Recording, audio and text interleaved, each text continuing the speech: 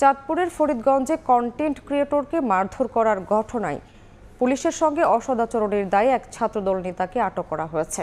মঙ্গলবার রাতে গুতকালিন্দিয়া এলাকায় এই ঘটনা ঘটে। পুলিশ জানায়, সড়কে যানবাহনের গতিরোধ করে চালককে মারধরের অভিযোগ ওঠে শাওনকারী নামে ইউনিয়ন ছাত্রদলের সভাপতির বিরুদ্ধে। পুলিশ তাকে থানায় নিয়ে যেতে চাইলে সে বাকবিতণ্ডায় জড়ায়, এমনকি পুলিশের মুঠোফোন কেড়ে নেওয়ার চেষ্টা করে। উপপরিদর্শকের সঙ্গে খারাপ আচরণও করে সে। এই ঘটনার একটি ভিডিও সামাজিক যোগাযোগ মাধ্যমে ভাইরাল হয়। এরপর অভিযুক্ত যুবককে আটক করা হয়। এরপর পুলিশের কাছে বাধা প্রদান করায় তার বিরুদ্ধে আলাদা দুটি মামলা হওয়ায় গ্রেফতার দেখানো হয়।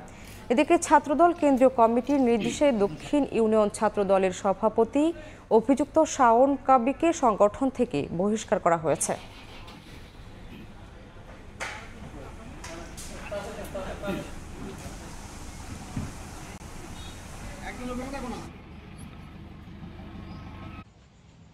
সাথে একটু কথা বলি।